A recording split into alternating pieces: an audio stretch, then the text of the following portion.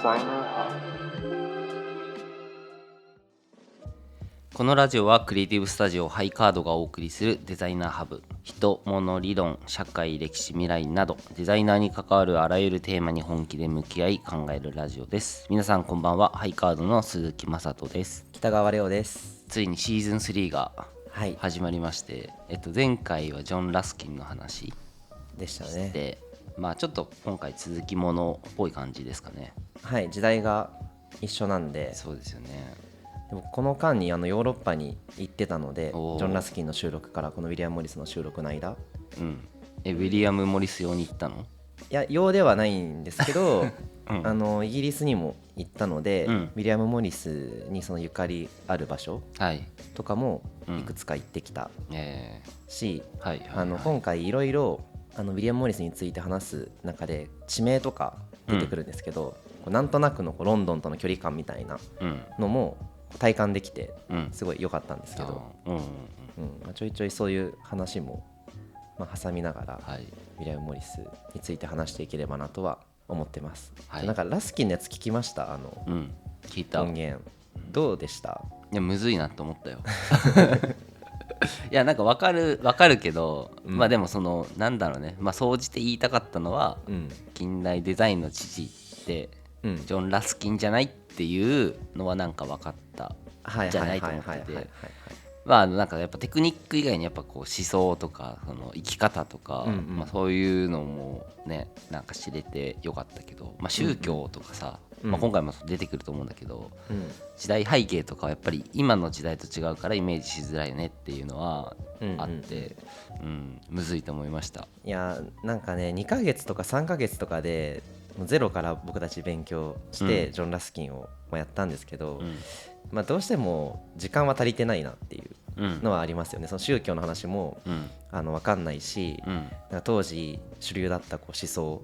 だったりとか、その流れでそこにこう歴史も絡むわけですよね、ってなってくると本当はね1年とかかけて勉強して、ようやく分かってくるみたいな領域なんだろうなっていうのは思うんですけど、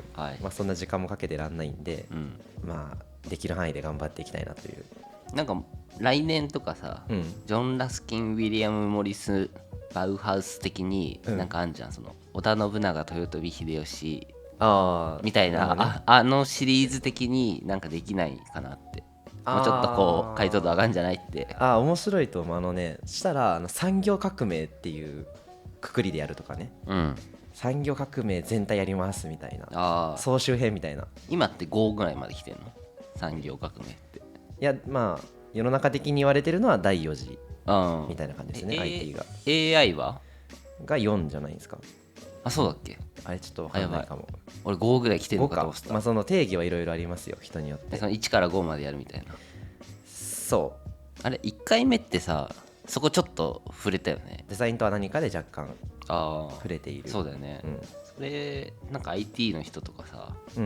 面白いかもね、その辺は。そうだし、これから今はね第一次産業革命の時代の話だけど、ここから2次3次っていう風に、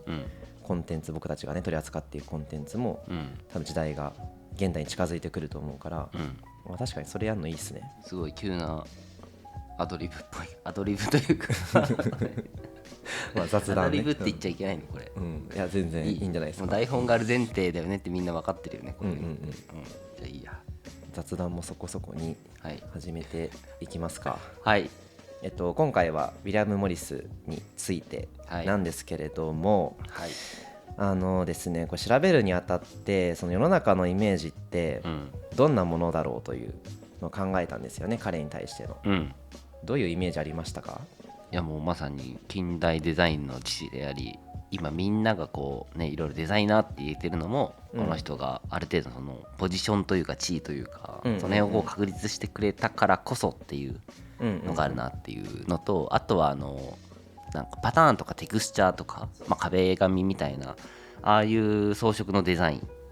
ていうのはなんかそのプレイヤーとしてのイメージはあるという感じですね。ありますよね。でなんかさ柄とか見ててもさ、柔和というか自然派で、なんかすごい優しい柄を描くじゃないですか。そうね。なんかそのイメージと、写真も結構イケメンじゃないですか、イケオジというか、なんだろう、聡明な顔立ちをされているなという、あるんですけど、すごい僕の中で柔らかいイメージがあったんですよね、ウィリアム・モリス、なんだけどこうモダンデザインの父として、すげえみたいな、ざっくりとした印象があるかなと思っていて、で、彼はアーツ&クラフト運動でも有名じゃないですか。そうですね。でこれがもう本当にあらゆる国だったりとか、人に伝播していくことで、こうバウハウスとかだったりも含めて、もう本当にね、つもまさんが今言ったように、現代のデザイナーとかものづくりの基礎ですよね、を作ったっていう基盤を作ったみたいなぐらいの評価をされてる、だからすごい神格化されてるなっていう、思って、でアーツ&クラフト運動もすごく多岐にわたる活動じゃないですか、だから実際何やったのみたいなのがすごい分かりにくいと思ってるんですよ、でジョン・ラスキンは前回やったジョン・ラスキンはね、あんま日本でも有名ではないから、まず彼を知っていこうという話になると思うんですけど、ウィリアム・モリスに関してはかなり有名なので、もう美大生とかだったらね全員知ってるじゃないですか、そうね、だから実際彼ってどういう人だったんだろうっていうのをこう等身大に見ていこうっていうのを僕は今回大切にしたいなっていうふうには思ってます、でなんかモダンデザインの父ってなんやねんみたいなのを僕はすごい思って、で多分その優秀なデザイナーっていくらでもいただろうし、ただなんか彼がモダンデザインの父として評価されている、この評価ってどうやってなんで生まれたんだろうみたいな、なんでじゃあラスキンじゃなかったんだろうみたいな、そうだよね。なんかウィリアム・モリスが有名でジョン・ラスキンでも聞かなかったもん。そうでなんかね、前回話した内容もそうだし、今回の話もそうだけど、モリスっていうのはラスキンにめちゃくちゃ影響を受けてるじゃないですか、もう言ってることもそうだし、そうだね、でその彼が影響を受けたラスキン自体もまたこの19世紀イングランドの激動の時代の影響を強く受けてるわけですよね、でちょっと歴史の話になるんですけど、19世紀以前ってこう宗教改革が起きたりとかフランス革命が起きたりとか、ヨーロッパっててんやわんやしてたわけじゃないですか、なんか教会のこと何でも聞くのはおかしいんじゃないとか、王様に権力が集中してるのっておかしくないみたいな、常識を覆すような価値観の転倒っていうのがすごい起きていたと思っていて、この大きな流れの中で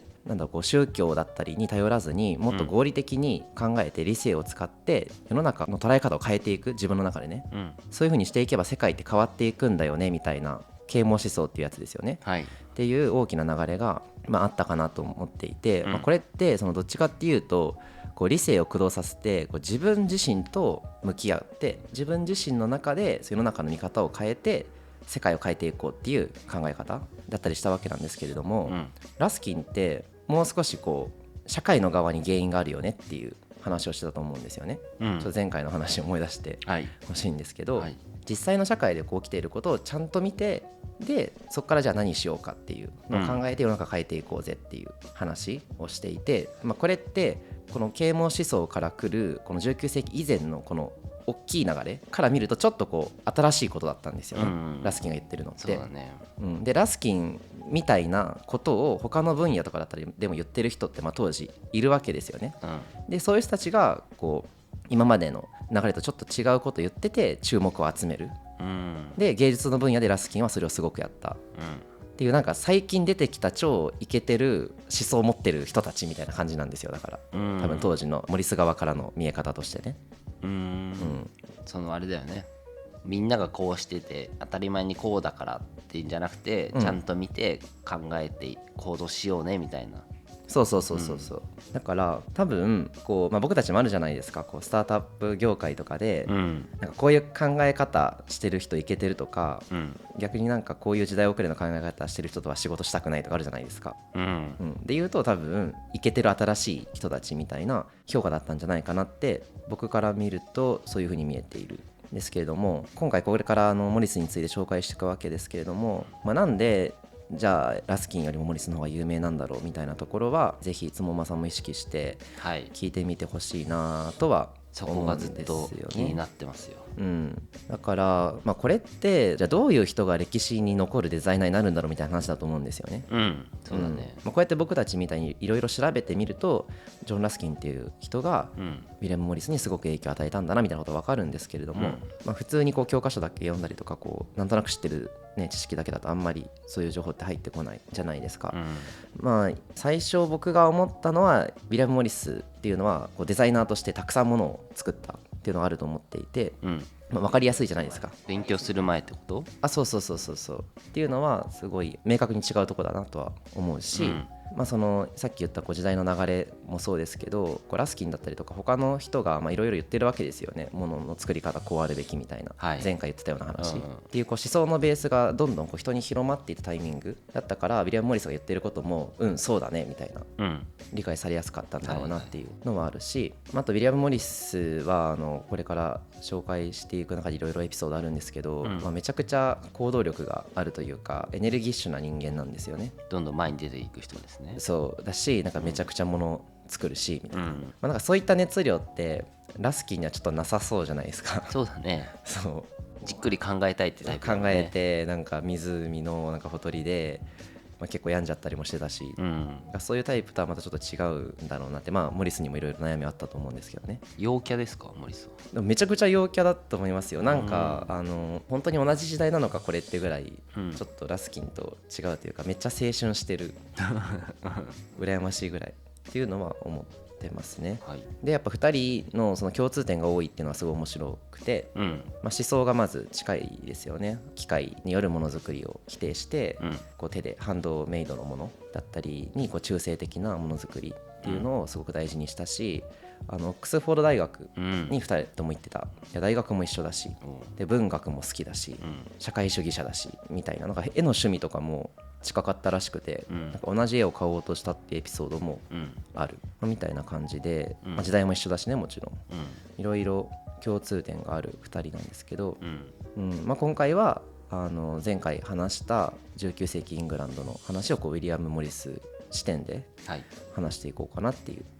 感じですね、改めて今回僕ウィリアム・モリス勉強してみて、だし自分もちょっとイギリスに行ってね、ロンドンの空気を吸ってみて、当たり前なんですけどめちゃくちゃ違うんですよね、日本と、めっちゃ当たり前なんですけど、時代もじゃあ今から200年前とかの話じゃないですか、これからしていくのって、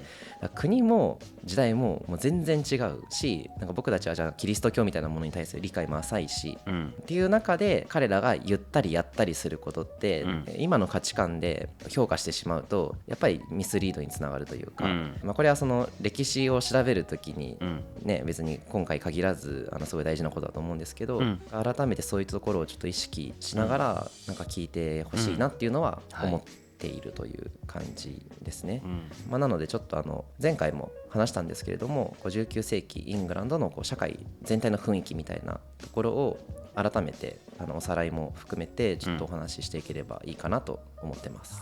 結構だから難しいとか想像しづらいよね、やっぱ今日本で、海外の人も聞いてくれてるかもだけど、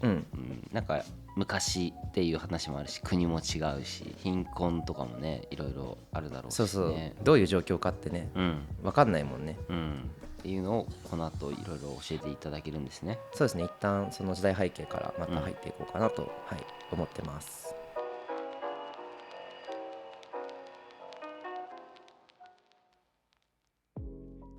はい、ということでウィリアム・モリスという人は先ほども申し上げたように、ジョン・ラスキンと、同じ時代を生きてますよね、19世紀ビクトリア朝のイングランド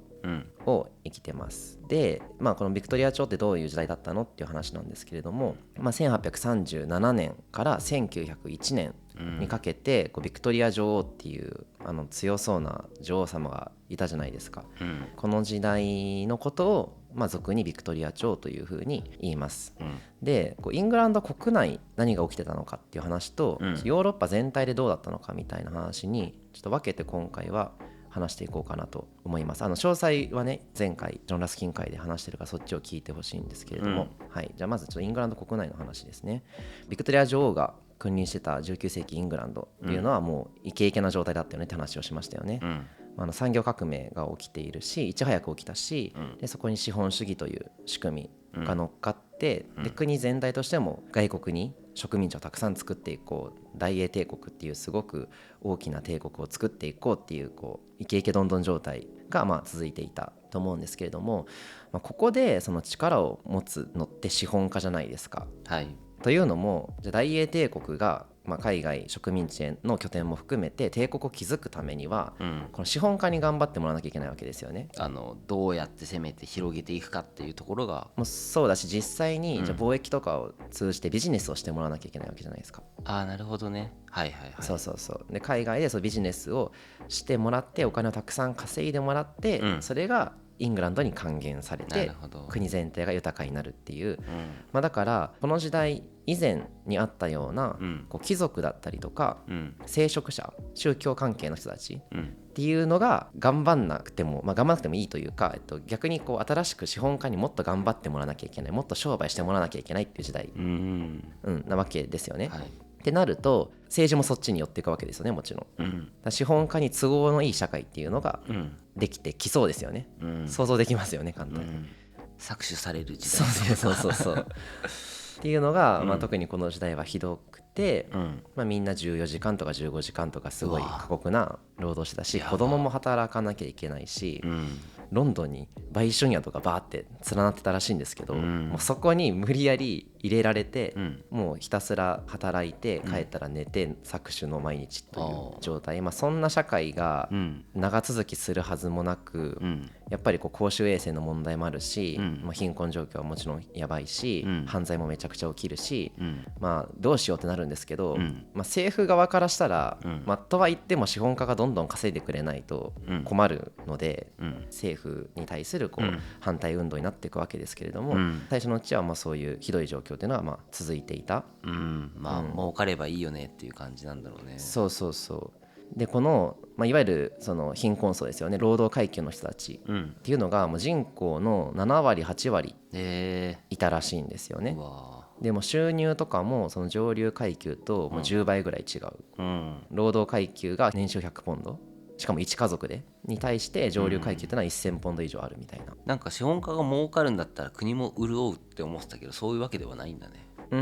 やでもそういうことですね、結局税金とかでね。国は潤うけど住んでいる民たちは別に幸せになるか儲けられるかっていうとまた別の話っていうことね。そこまでこう社会制度も、現代ほど設備がもうないわけですよね。だから国も儲かるし、資本家も上流階級の人たちも儲かるっていう感じですよね。残酷ですね。でそんなこう当時のイングランドを想像してみてほしいんですけど、豊かになったはずじゃないですか、技術が発展して、のに、僕たち労働者階級はめちゃくちゃ貧乏じゃんっていう、これどうしていけばいいんだろうって思うと思うんですよね。そうだね。っていうのもあるし、その19世紀に入ってくるとそのイングランド以外の国も産業革命し始めるわけですよ。ってなるとそんな、劣悪な労働環境で作られたものっていうのは、割と粗悪なものが多いっていう、どうしても商品の質が下がっちゃうよねっていう問題もこれ同時に起きていて、ってなると他のフランスとかドイツのものの方が売れたりとかするんですよ。これもやばいねっていう、どうすればいいっていう、これそのファーストペンギンになっちゃったイングランドの宿命だと思うんですけどね。っていう、だから社会全体通して、これは労働者階級はもちろんどうにかしたいと思うだろうし、資本家の人たちとか、あとはジョン・ラスキン、ウィリアム・モリスみたいなある程度裕福な家庭で育った知識人たちっていうのも共通の課題感がある、この国どうすんのやばいみたいなっていうのが、そもそも大きな空気感としてあるなっていうふうに思ってますと。で一方ヨーロッパなんですけど、ヨーロッパももっとぐちゃぐちゃなんですよね。ヨーロッパってのはつまりイングランド以外のこの大陸側の話ですね。全体というか21カ国というか、21カ国あんだっけ。いやちょっとあんまり20ぐらいだよね。詳しくないんであれなんですけどごめんそう、まず、19世紀ですよね。この直前って何があったかっていうと、ナポレオン戦争があったんですよね。強い人ですね。フランス革命が起きて、ナポレオンという人が出てきて、この人たちがヨーロッパの国々をもう次々と任していくわけですよ。でめちゃくちゃ強かったんですよね。なんだけどナポレオンも失脚しまして、でウィーン体制ってこの間話してないかな。ナポレオン戦争が終わった後に、あの人やばかったよねって、なんかすごかったよね、ナポレオンが、そうでもフランス革命の流れでナポレオンって出てきているので、民衆に自由を人権をっていう流れでナポレオンっていろんな人たちと戦争してたわけですよね、いろんな国と、なんだけど当時まだ権力を持ってたのって貴族だったりとか王様なので、みんなフランスみたいになっちゃったら困るんですよ彼らの目線、そうだよね。そうだからナポレオンがいろいろもうぐちゃぐちゃにしてくれたけれども、それ以前に戻しましょう、つまり絶対王権の社会にまた戻しましょうっていうこのめちゃくちゃでかい揺り戻しがあるんですよねこの時で。この体制をウィーン体制っていうんですけれども、今理解しましたっていうのがありましたと、とはいえ一度自由になった民衆、フランス国民もそうだしフランス国民のこのフランス革命という、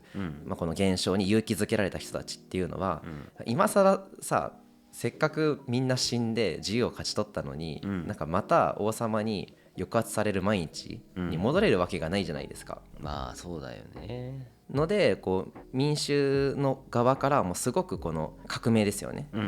今の権威に対する革命的な運動っていうのがこう強くなっていく、で同時にもちろん産業革命も起きているので、さっき言ってたような理由でこう中産階級ってどう真ん中らへんの階級？そう真ん中らへん、でその貴族でもないし、その王族でもないんだけども、ちょっとお金持ってて影響力ありますみたいな人たちが増えてくるわけですよね、つまりこれはだから民衆の力が強くなっていってるって話です、っていうこう全体の動きがあって、これが1848年に1848年革命っていうのが起きるんですよね。これもジョン・ラスキーの時にちょっと触れてるんですけど、何が起きるかっていうと、そのフランスとかオーストリアとかドイツとかイタリアとかハンガリー、ボヘミア、ポーランド、いろんな国でその民衆の自由主義の運動ですよね、そう革命がたくさん起きる。当時の政府だったりとか王族だったりとかに対して民衆の自由を認めろっていう革命ですよね、っていうのが各地で起きる1848年に。でこれをこう諸国民の春とかっていうわけですけれども、めでたいからみたいなこと？諸国民にとって諸国民の自由を尊重するような仕組みっていうのがこの時にできたっていう、そう革命がみんな成功したっていう。春か北の春ですね。春か北の春、ついに諸国民に自由が与えられたみたいな、そのいろいろあってそんな簡単にうまくいかないんですけれども、っていう動きがありますと、つまり自由主義がすごく広まっていったっていう動きがあって、でフランスっていうのは国民国家になったわけですよね、そう今までなんとなく封建的な国家体制、王様というか貴族というかそのが偉くて、下の人たちが従うみたいなことから変わったってこと、っていう状況があったわけですけれども、それがもう僕たちの国フランスっていう意識が生まれたわけですよね、この時に。なぜならこの諸国民の春って民衆が起こした革命ですよね、自分たちの国は自分たちで治めるんだっていう、そういった思想なわけじゃないですか、っていう意味でそのナショナリズムがこの時広まる、自分たちの国を愛する心ですよね、アイデンティティもこの時私たちはフランス人だとかドイツ人だっていうアイデンティティがこの時作られていくっていうのがあります、だし国民国家になったフランスっていうのはめちゃくちゃ強かったわけですよね。ナポレオンが強かったのもあるんですけれども、っていうのはやっぱ自分たちの国のために戦うぞっていう人のこの意識っていうのはめちゃくちゃ強いエネルギーを生むわけですよね、だから強かったんだけども、自分もじゃあフランスと同じことをするのかっていうと、他の国から見た時にね、そうはいかないじゃないですか。イングランドがってことだよね。イングランドもだし他のいろんな国もです、周りのヨーロッパ全体の国、自分たちはどうやってこの国民国家っていう風になればいいんだろうかとか、じゃあどうやって産業革命をしていけばいいんだろうかとか、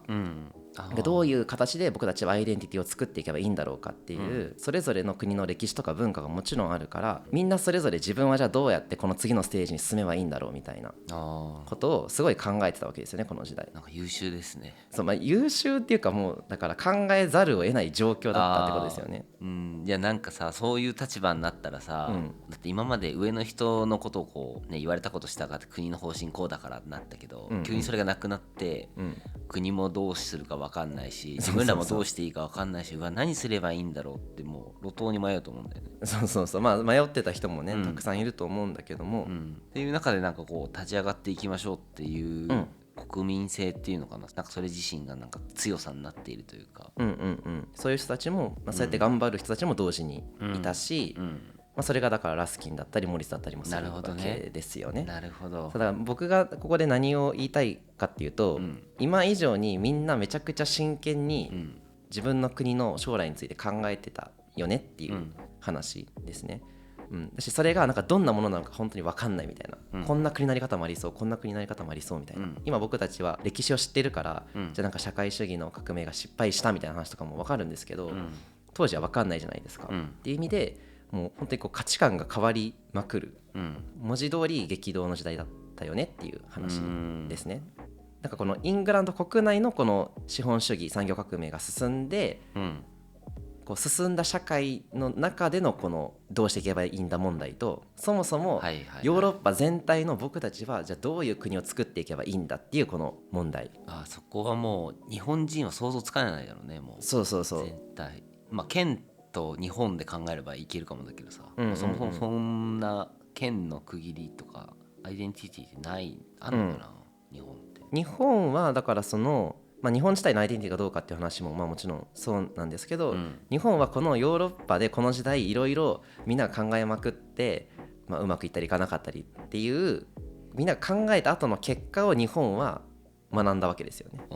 まだ刀使ってた時代？この時まだ江戸時代で、19世紀の終わりの方に日本は開国したりとか、近代化するぞというふうになっていく、明治維新が起きるわけですけれども、その時にはある程度もちろん話し合ってる途中なんだけども、ある程度話し合われたりとか、いろんな事例が見えてる状態で日本っていうのは近代化するから、最初早かったんですよね。なるほど。っていう、そんな時代にモリスが生まれるよっていう、このなんかすごい想像しにくいと思うんですけど、このなんか時代の熱みたいな、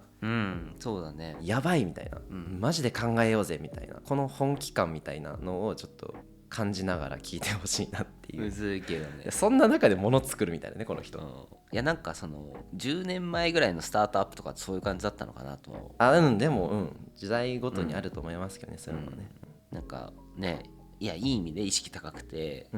いいものを作って、なんか日本の価値をもっと上げていこうとか、もう今もトヨタぐらいしかもうランキングに入ってないじゃない、っていうのを塗り替えていこうぜみたいなのがあったのかな当時はと思って。スタートアップとかね、スタートアップもそうだしね、日本企業ありますよね、なんだっけ、ジャパンアズナンバーワンだっけ、そんなのがあるの？なんかそういうのあった気がする。ナンバーワンはどこなの？日本のナンバーワンを決めるじゃなくて、世界で、日本の製品がナンバーワンっていうのがプライドを持って、みたいな話はいいんですけどそういうのもやりたいですよね。そうね。でそんな感じで、次からはそのモリスの生まれるところ、生まれたところから彼の幼少期について話していければなと思います。じゃあ今回はそんな感じで、はい、また次回お会いいたしましょう。はい、ありがとうございました。ありがとうございました。